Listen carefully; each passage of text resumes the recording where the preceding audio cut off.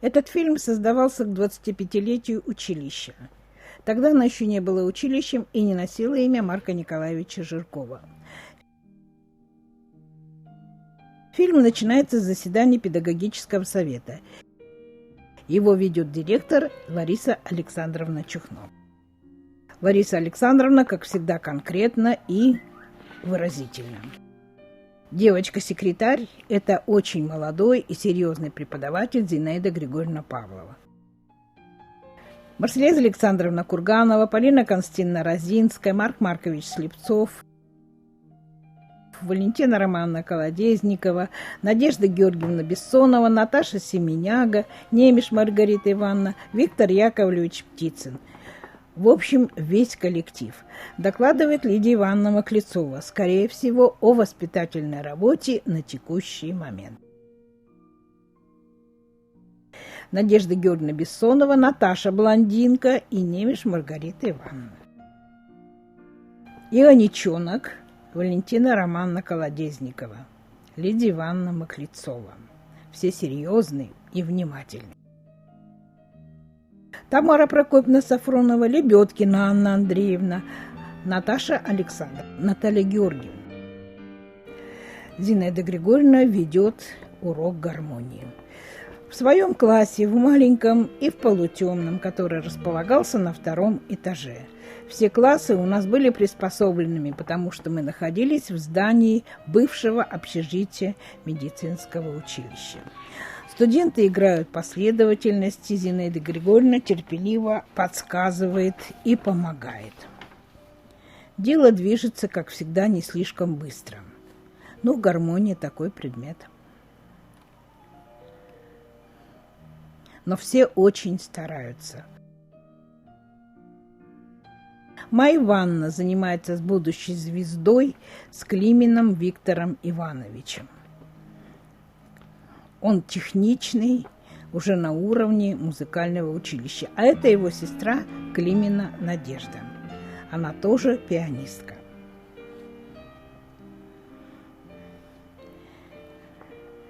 Не боится сцены. Немиш Маргарита Ивановна за роялем, а преподаватель Любовь Александровна Зеленина. Она преподавала класс народных инструментов.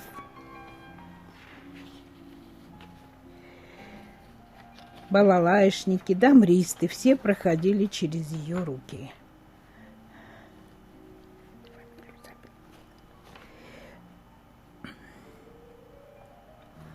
Это, скорее всего, академический концерт.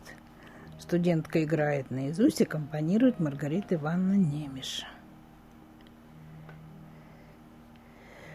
В будущем это преподаватели детских музыкальных школ.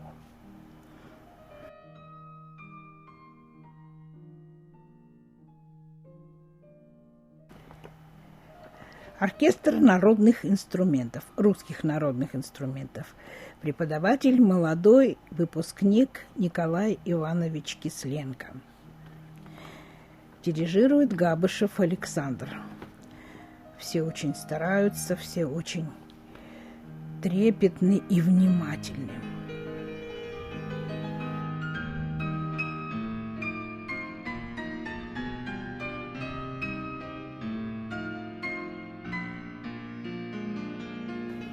Зал, конечно, не впечатляет.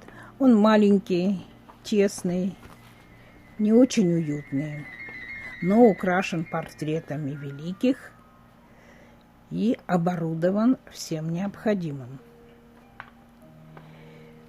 Сравнение текста, партитуры и звучания. Молодые, серьезные, в будущем директора школ, преподаватели и солисты.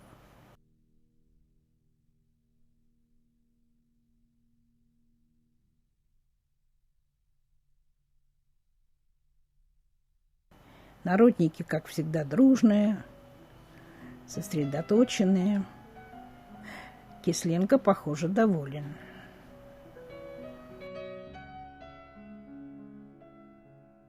Очень большой коллектив. В оркестре железная дисциплина. А это Наташа Семеняга, Наталья Михайловна, концертмейстер хора. Дирижирует хором ее муж Виктор Яковлевич Птицын. Хор огромный. В общий хор училища входили все отделения. Теоретики, инструменталисты, народники, вокалисты. Хор звучал мощно и готовил очень серьезную программу. Например, патетическую ораторию Свиридова. Пропустить хор было смерти подобно. На переднем плане, конечно, дирижерско-хоровое отделение.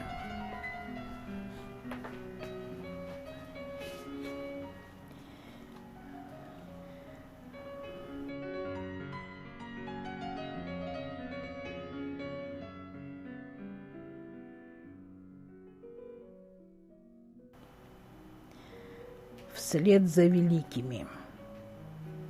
Дирижирует Галицкая Надежда. Выпускница, она готовит свою государственную программу.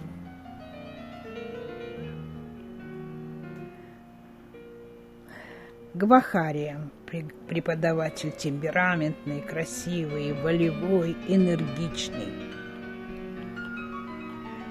Дирижирует Галицкая.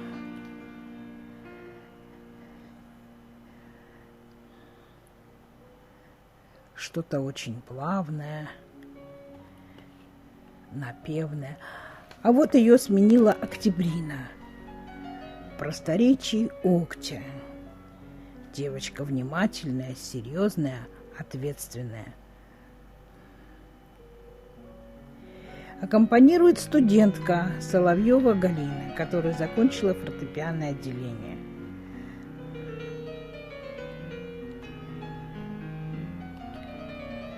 А это хор дирижерско-хорового отделения, тоже достаточно приличный, смешанный. Дирижирует Виктор Яковлевич Птицын. Его рука чуть не касается шкафа. Такая теснота. Но в тесноте это не в обиде.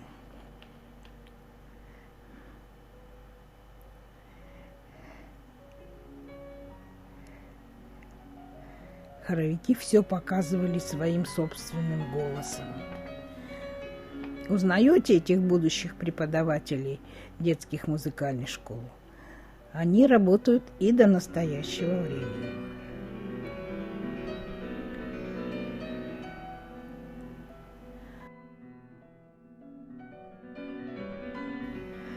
Будущий директор нашего училища Владимир Георгиевич Никулин в классе по специальности. По первому образованию он дирижер-хоровик. По второму тоже. Наташа Кирова, будущий преподаватель детской школы искусств. Марселеза Александровна Курганова. Волевым посылом руки, выразительным голосом старается донести до маленьких исполнителей музыкальный образ. Дети очень стараются, это хор педпрактики. Среди них есть будущие музыканты. Большая часть выпускников сектора педпрактики традиционно поступала в музыкальное училище. Некоторые из них становились профессиональными педагогами. Детям очень хотелось спеть хорошо, ведь на них смотрела камера и строгий взгляд Марселезы Александровны. А в то же время любопытно, как же это все происходит. У Марселезы Александровны высокий голос, жест очень выразительный, точный, показательный. Но немножко можно и повертеться.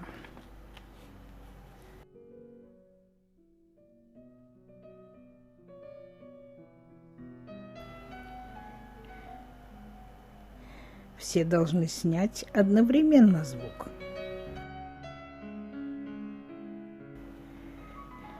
Таня Ким, будущий музыковед, сейчас живет в Подмосковье. Фальшивый звук.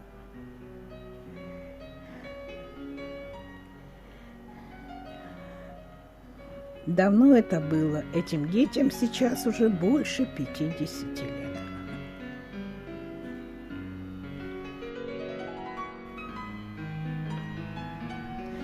Немеш Маргарита Ивановна аккомпанирует на сей раз духовика.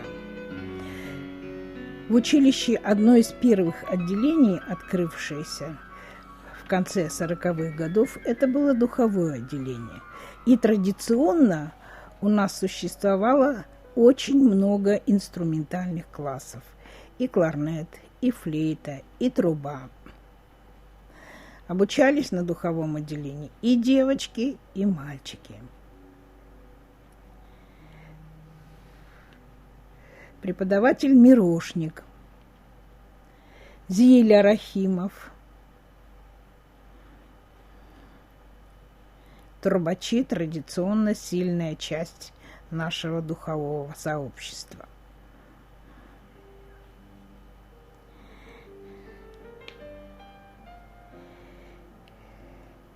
Духовой оркестр в училище был всегда.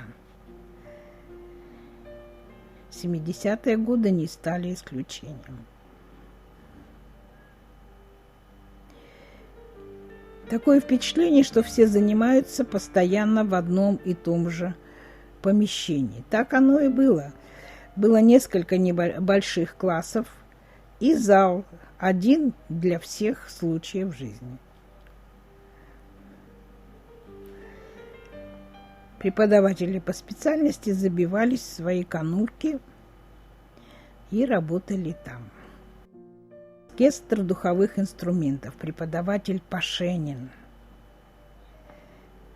Одна из легендарных личностей училища.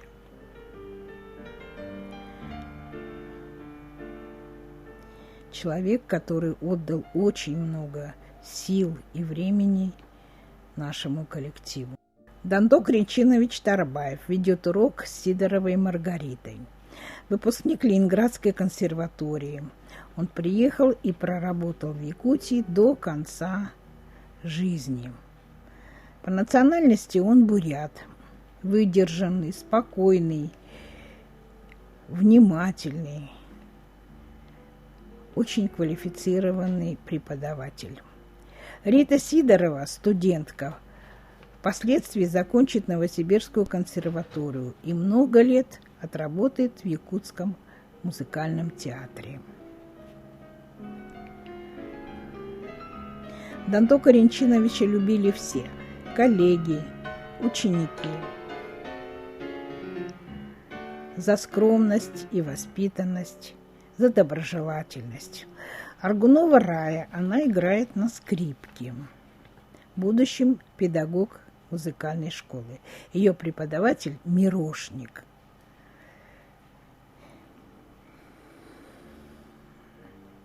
Точный показ и почти точный повтор.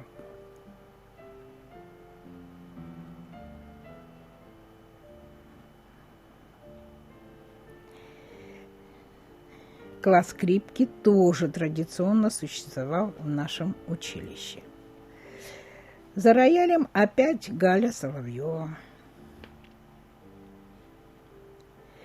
Гена Лепчиков, наш знаменитый вокалист с красивым выразительным голосом, и его преподаватель Кальюсте.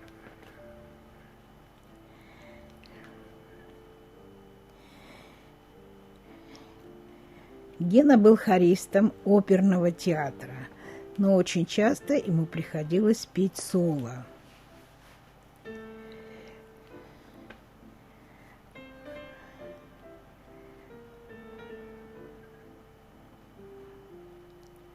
Благодаря красивому голосу Гену очень любили. А это Владимир Макаров.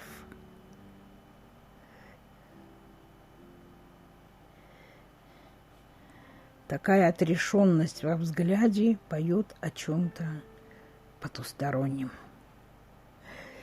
Петр Алексеевич Кривошапкин проводит распевку в своем классе вокала. Выпускник Московской консерватории Петр Алексеевич проработал в училище долгие-долгие годы. Его жена Алена Семеновна Ипполитова тоже была преподавателем. Она педагог нашей Нины Чигиревой. Михаил Михайлович Неустроев. Сейчас он занимается с Орловым, баянистом. Вероятно, готовит его к тому, чтобы тот аккомпанировал на уроки сценического движения. Михаил Михайлович проводил уроки сценического движения. Ну, это балет. Балетные позиции, станки, батманы, приседания. Вокалисты очень любили эти уроки сценического движения. В них сочетались танцы,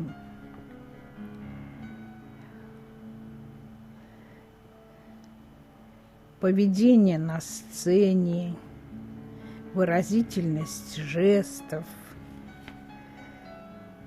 свобода во владении корпусом. Опять внимание рукам. Они должны быть поющими и летающими.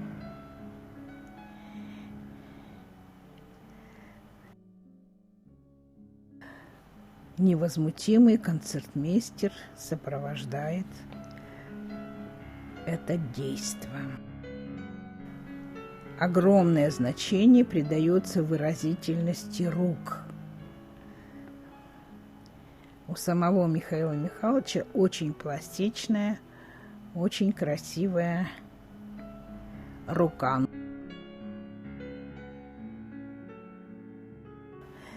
И в мячики поиграли. Поймать надо точно и красиво,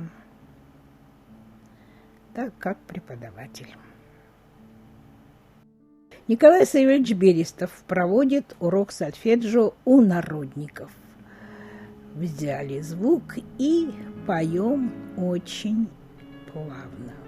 Стручков, Раиса Николаевна Крылова – это все будущие педагоги. Вначале был ритм. Дирижируем на 4/4. Николай Савельевич точен, но что-то его беспокоит. Вступать должны все одновременно. И про звук тоже не забываем. Галина Григорьевна Алексеева проводит урок музыкальной литературы. Группа огромная. Галина Григорьевна очень красивая, очень молодая, но усталая, потому что ей и Николаю Савельевичу Берестову приходилось вести всю теоретическую нагрузку. Поневоле загрустишь. Где мы только помещались в этом училище? Это один из самых больших классов, а в остальные помещалось в лучшем случае 2 стола. Соколовский Анатолий Дмитриевич проводит урок итальянского языка у вокалистов. Педагог грамотный, с очень острым чувством юмора, подготовленный в будущем хорист хора Большого театра. Произношение должно быть точным, но ведут себя раскованно, демократично, улыбаются шуткам преподавателя и своему произношению. Анатолий Дмитриевич поправляет. Вспоминаю, как он пел весь цикл Шумана «Любовь поэта», а Герман Никандрович Комраков аккомпанировал ему с листа, еще и транспонировал. Татьяна Салиховна Гелизуддинова, концертмейстер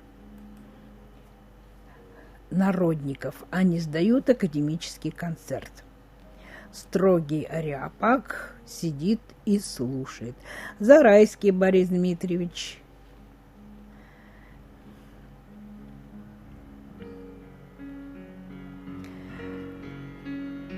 Лидия Ивановна Маклецова, преподаватель истории и географии.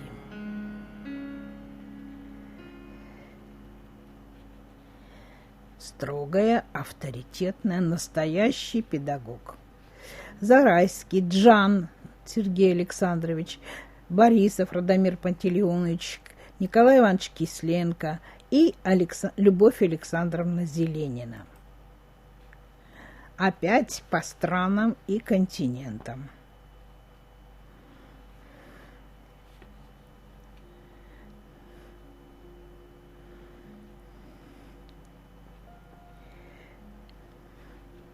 Отвечают уверенно.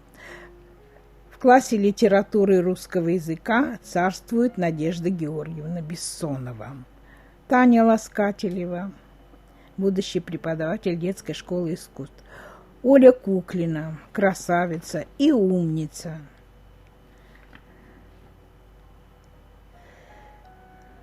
Надежда Георгиевна убедительно, спокойно, внушительно, как и положено секретарю парторганизации. Было у нас и такое.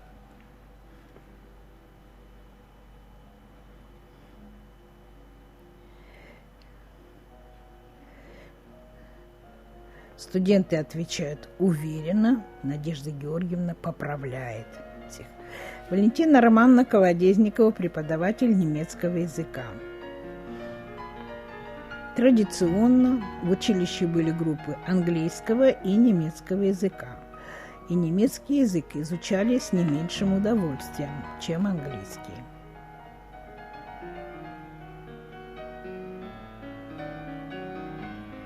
Группа довольно большая, объединенная. Здесь студенты некоторых специальностей. Зал медицинского училища. Своего спортивного зала у нас тогда еще не было. Грациозные девушки на физкультуре. С удовольствием выполняют упражнения, не отлынивают, не прогуливают. Физкультуру любят. А это занятия на брусьях. Но чем не школа Олимпийского резерва? Браво!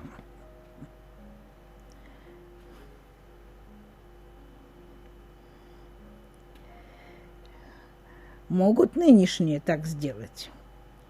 И соскок. Едва ли.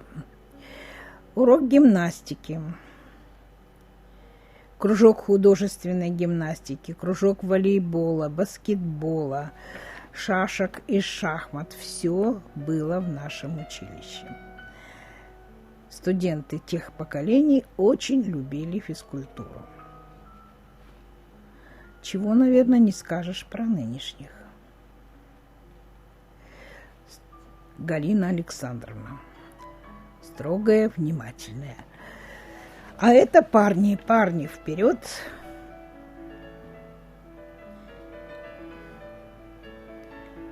Зал большой, но не наш. Побегали, попрыгали.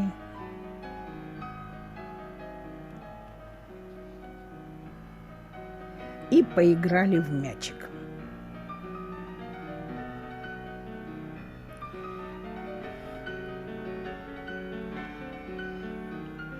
Раньше физкультура проводилась отдельно. У девочек свои упражнения, у мальчиков свои. Баскетбольная команда в училище всегда была очень сильной.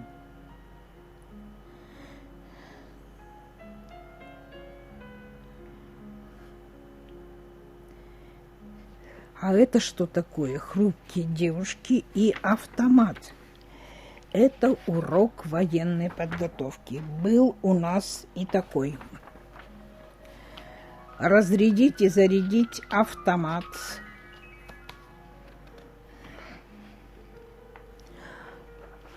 Одеть противогаз, положить его в сумку и достать из сумки. Все эти навыки отрабатывались очень серьезно. По команде за считанные секунды. Ну вот, мы и готовы к труду и обороне. Преподаватель Красильников. Гранаты, противогазы, все по-взрослому. На страже училища Родины. Нужно же еще умудриться написать что-то в этом противогазе.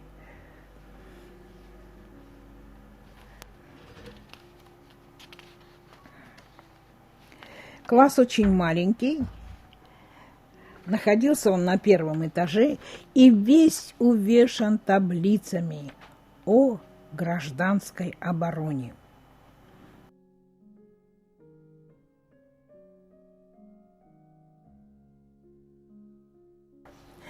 Ну, вернулись в царство музыки. Это сектор педагогической практики. Занятия проводит студентка. Раньше на каждого студента фортепианного отделения приходилось по 2-3 маленьких ученика. Практика была колоссальная.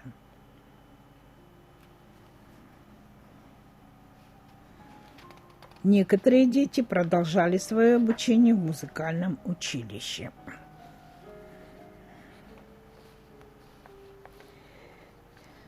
А это урок педпрактики ведет Майя Ивановна Иванова.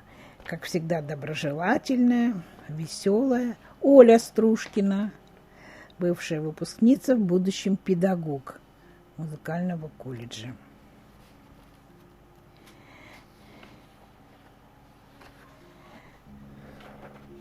Играют серьезную программу. Помимо оркестра русских народных инструментов, у нас всегда практически существовал ансамбль национальных инструментов, и даже элемент национального хора присутствовал. Инструменты были, правда, смешанные. Например, баяны, тансыры, ударные инструменты. Но эффект был, тем не менее, очень сильный. Наташа Кирова.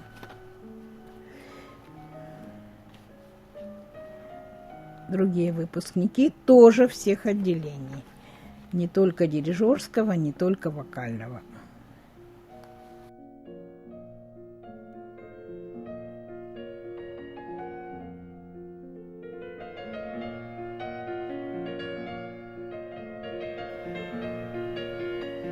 Дирижирует неизменный Виктор Яковлевич Птицын.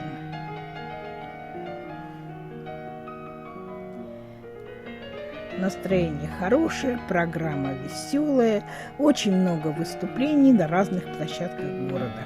Толя Савинов и его партнерша поют дуэтом. В ансамбле даже скрипачи.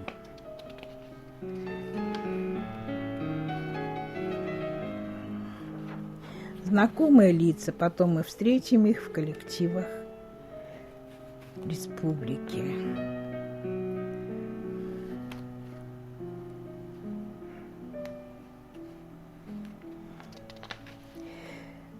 Портнягина Женя, Люда Светлолобова, Аргунова Рая, Люда Тимофеева, Портнягина.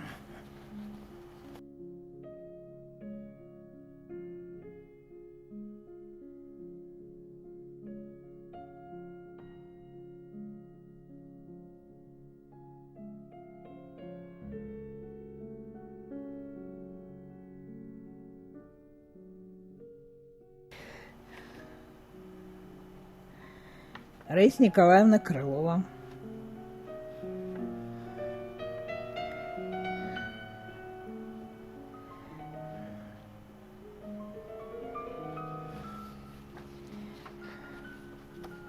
У всех хорошее настроение, и раздвигаются стены маленького зала.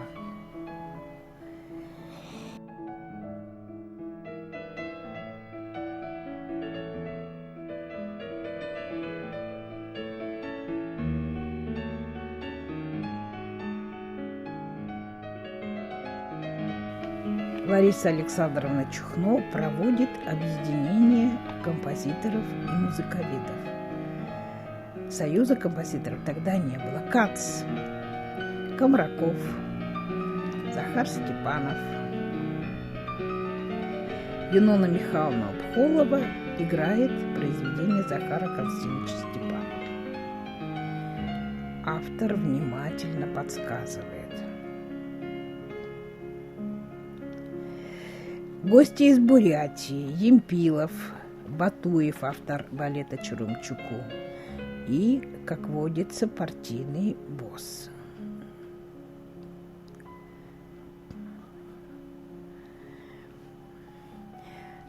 Стручков, Зырянов, Захар Степанов, Николай Берестов с бородой, Зинаида Григорьевна Павлова,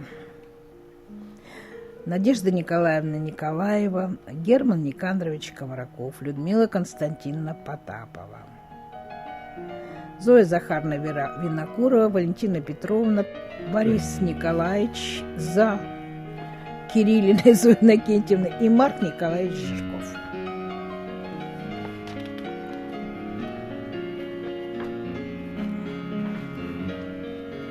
Дело происходит в классе Николая Савельевича Берестова. Он уже собрал инструментарий и на втором этаже организовал музей национальной музыки. Вот они, народные инструменты. Емпилов делится опытом организации Союза композиторов. Все внимательно слушают. Совсем скоро то время, когда у нас будет открыт Союз композиторов Якутии.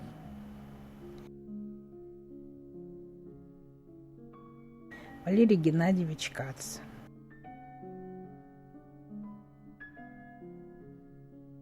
Юмор в глазах Комракова никогда не исчезал.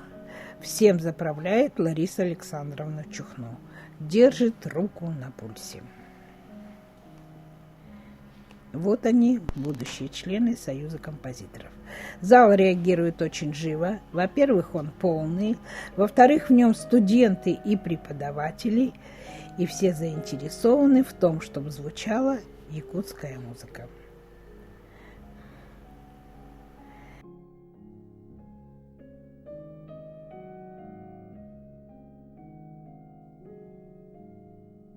Кажется, приятная часть – награждения.